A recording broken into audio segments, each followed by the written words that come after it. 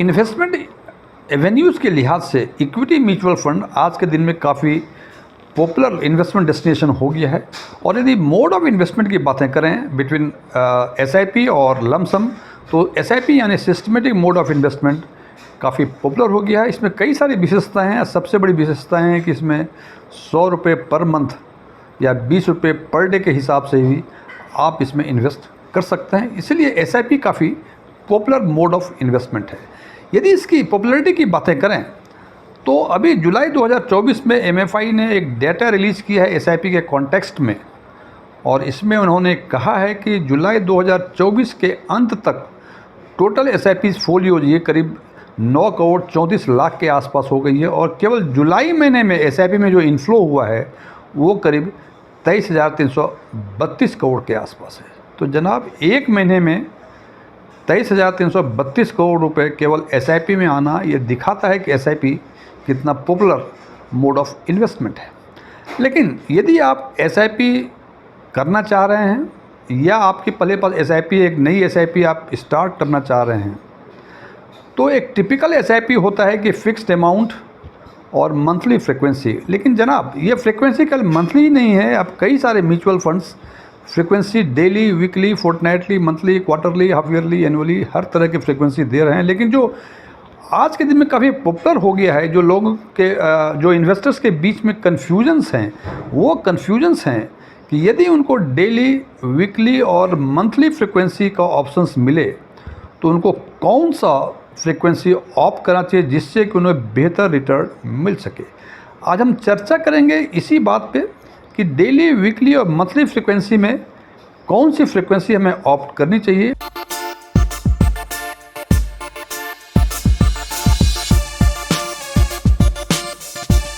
जैसे कि हमने पहले चर्चा कर रखी है कि आज हम चर्चा करेंगे कि हमें यदि डेली, वीकली और मंथली फ्रीक्वेंसी एसआईपी में मिले, अवेलेबल हो, तो हमें कौन सी फ्रीक्वेंसी ऑप्ट करनी चाहिए जिससे कि बेहतर एक्सआईआरआर यानी बेहतर एसआईपी का रिटर्न मिल सके। और इस स्टडी में हमने 1 अप्रैल 2013 से लेकर 2023 तक का कुछ डेटा को कंपाइल किया है, जिसका सोर्स यूट्यूब है। और इसमें हमने Nifty 50 index TRI, Nifty mid cap 150 TRI और निफ्टी स्मॉल कैप 250 टीआरआई, तीनों जो ब्रॉड बेंचमार्क हैं हिंदुस्तान के, उस बेंचमार्क का रिटर्न डेली, वीकली और मंथली फ्रीक्वेंसी में कंपेयर किया है। तो सबसे पहले हम देखते हैं कि निफ्टी 50 इंडेक्स का जो रिटर्न है यानी एक्सआईआरआर है डेली के बेसिस पे, वो है पिछले 10 सालों का, यानी 1 अप्रैल 2013 से लेके 1 अप्रैल 2023, 10 सालों का। तो डेली में एक्सआईआरआर है इनका 12.44%, वीकली में है 12.45%, मंथली में भी 12.44% है, जो डेली के बराबर है। यही बातें यदि हम निफ्टी मिड कैप 150 टीआरआई के करते हैं तो देखते हैं कि डेली में जो रिटर्न है इनका एक्सआईआरआर है वो 16.35 है, वीकली फ्रीक्वेंसी में 16.36% है और मंथली के फ्रीक्वेंसी में इट इज 16.32%। और यही बातें यदि निफ्टी स्मॉल कैप 250 टीआरआई की करें तो हम देखते हैं कि डेली फ्रीक्वेंसी में इनका एक्सआईआरआर 13.31% है, वीकली में 13.32% है, जबकि मंथली में 3.29% है। और इन दोनों डेटा का जो सोर्स है ये हमने यूट्यूब से लिया हुआ है। अब यदि हम ये देखते हैं कि इंडिविजुअल इन्वेस्टर पिछले 10 साल, 15 साल या 20 साल में डेली, वीकली और मंथली फ्रीक्वेंसी का एसआईपी लेता है तो उसका रिटर्न क्या होता है। यहाँ जो 10 साल और 15 साल या 20 साल जो फ्रीक्वेंसी ली हुई है, हमने जो पिछला टेन्योर लिया हुआ है वो लिया है 10 सालों के लिए अक्टूबर 2012 से लेकर सितंबर 2022 तक, 15 वर्षों के लिए अक्टूबर 2007 से लेकर सितंबर 2022 तक, और अक्टूबर और 20 वर्षों के लिए अक्टूबर 2002 से लेकर सितंबर 2022 तक। और यदि इसका डेली, वीकली, मंथली फ्रीक्वेंसी का एक्सआईआर देखें तो हम देखते हैं कि 10 वर्षों में डेली में 13.26% है, जबकि वीकली में 13.27% और मंथली में इट इज 13.23%।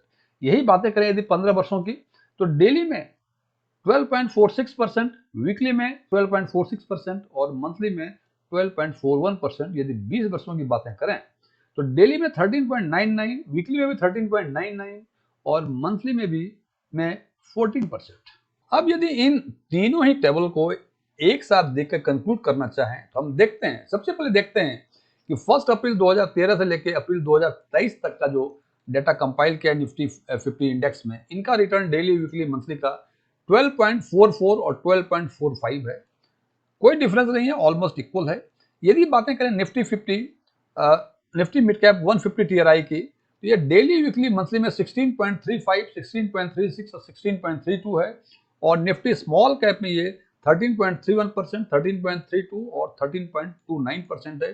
तो इन तीनों में ही देखते हैं कि चाहे हम डेली फ्रीक्वेंसी लें, वीकली फ्रीक्वेंसी लें, मंथली फ्रीक्वेंसी लें, Nifty 50 index, Nifty mid cap 150 TRI और स्मॉल कैप 250 टीआरआई, जो कि ब्रॉड बेंचमार्क है, रिटर्न में कोई डिफरेंस नहीं है। अब एक तीसरे डाटा जो हमने पिछले 10 सालों का अक्टूबर 2002 से लेकर अक्टूबर 2022 के बीच हमने कंपाइल किया है फॉर 10 ईयर्स, 15 ईयर्स, 20 ईयर्स, जो कि हमने फंड्स इंडिया से डाटा लिया।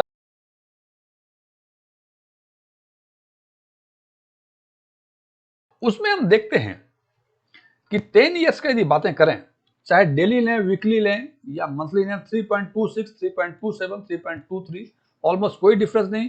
15 ईयर्स में भी 12.41 और 12.46, कोई डिफरेंस नहीं। और 20 ईयर्स में 13.99 और 14, देयर इज कोई डिफरेंस नहीं। तो पहला कंक्लूजन जो हम कर सकते हैं कि चाहे वो 10 साल का हो, 15 साल का हो, 20 साल का हो, चाहे डेली हो, वीकली हो, मंथली हो, in frequency wise there is no difference in the XIRR यानी SIP के रिटर्न में। तो पहला, आप कोई भी ऑप्शन चूज करें, डेली, वीकली, मंथली, अपनी कन्वीनियंस के हिसाब से।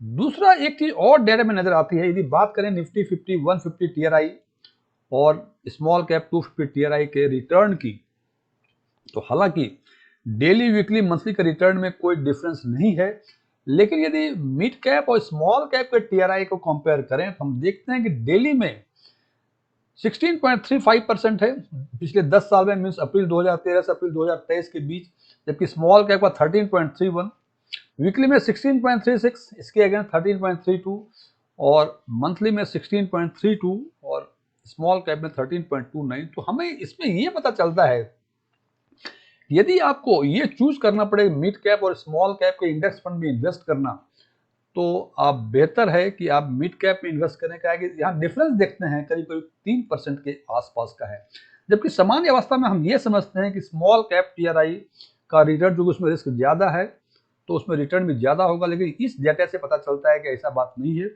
निफ्टी मिड कैप 150 टीआरआई बेहतर रिटर्न देता है स्मॉल कैप 250 टीआरआई से। तो तीसरी चीज, अब हम ये देखते हैं कि यदि हम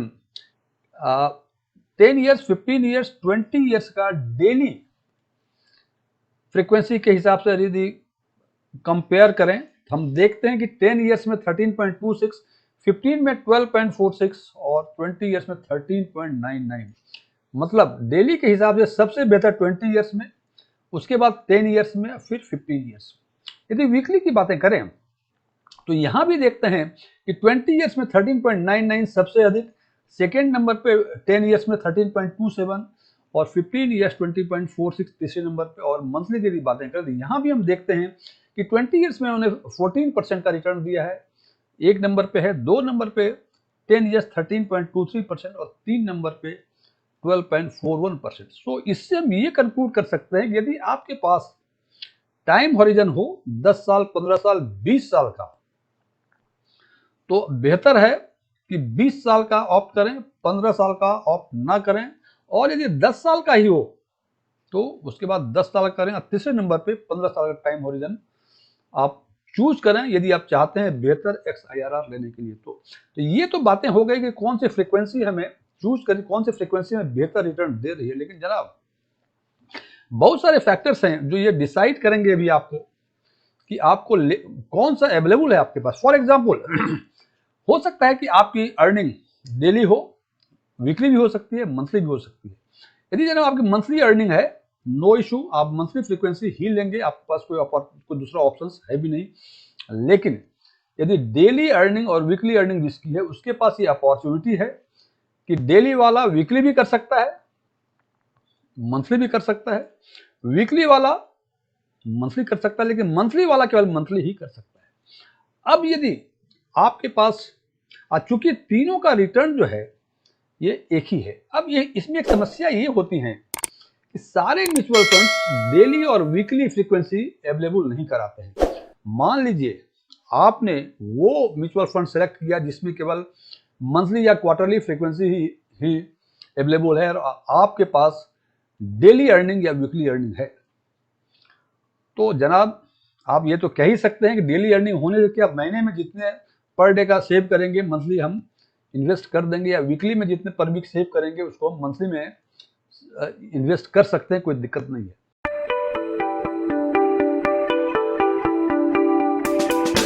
हालांकि ये बात सुनने में बहुत आसान लगती है, लेकिन जनाब व्यवहारिक तौर पे यदि आपकी डेली अर्निंग है या वीकली अर्निंग है, आप बात करते हैं डेली अर्निंग की, आप डेली मान लीजिए 500 रुपए या 250 रुपए या 100 रुपए पर डे बचा रहे हैं, ये सोच के कि इसको मुझे इन्वेस्ट करना है और उस म्यूचुअल फंड में इन्वेस्ट करना है जिसमें केवल मंथली फ्रीक्वेंसी ही दी हुई है। इसका मतलब आपको प्रतिदिन 200 रुपए या 100 रुपए खाते में एक्यूमुलेट हो रहे हैं और डेली आप देख रहे हैं कि आपके खाते में पैसे हैं, आज 100 रुपए हुए, कल 200 हुए, फिर 500 हुए, 1000 हुए, 2000 हुए, जो भी हुए। तो जरा एक मानव प्रवृत्ति होती है कि जब पैसे दिखाई दें आपके खर्चे भी निकल आते हैं। तो ये टेम्पटेशन पे यदि आप कंट्रोल कर पाए तब तो ये ठीक कहना है कि भाई आपकी डेली अर्निंग है, आप मंथली में कन्वर्ट करके मंथली एसआईपी ले सकते हैं। लेकिन मैंने बताया कि सुनने में आसान लगता है, इट्स क्वाइट डिफिकल्ट। अब आपका दूसरा ऑप्शन है कि उस म्यूचुअल फंड में डेली या वीकली फ्रीक्वेंसी नहीं है, तो आपको मैनुअली आपको इन्वेस्ट करना पड़ेगा उस म्यूचुअल फंड में डेली या वीकली। ये ऑफलाइन भी हो सकता है, ऑनलाइन भी हो सकता है। जनाब ये भी सुनने में आसान लगता है, ठीक है डेली कर देंगे, लेकिन डेली ऑफलाइन या ऑनलाइन यदि आप डेली हैं तो 365 दिन के 365 दिन आप डेली आप मोबाइल में जाएंगे ऐप्स के हिसाब से या जैसे भी होगा आप इन्वेस्ट करेंगे।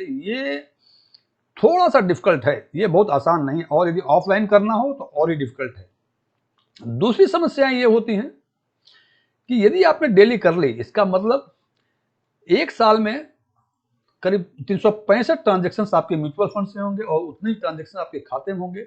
यदि इसको आप रिकॉन्साइल करना चाहें तो जनाब एक साल में 365 म्यूचुअल फंड के ट्रांजेक्शन और बैंक स्टेटमेंट के ट्रांजेक्शन यदि ये 10 साल के हो जाएं तो जनाब 3650 ट्रांजेक्शन आपको रिकॉन्साइल करना एक पहाड़ जैसी चीजें हो जाएंगी। सो ध्यान रखें कि आप जब भी चूज करें ये सारे फैक्टर्स हैं जो आपको डिसाइड करें। हालांकि जैसे मैंने पहले चर्चा की, रिटर्न के लिहाज से तीनों में कोई दिक्कत नहीं है, ऑलमोस्ट बराबर रिटर्न है, लेकिन कौन सा ये चूज करेंगे ये डिपेंड करता है आपकी परिस्थिति पर। Thank you.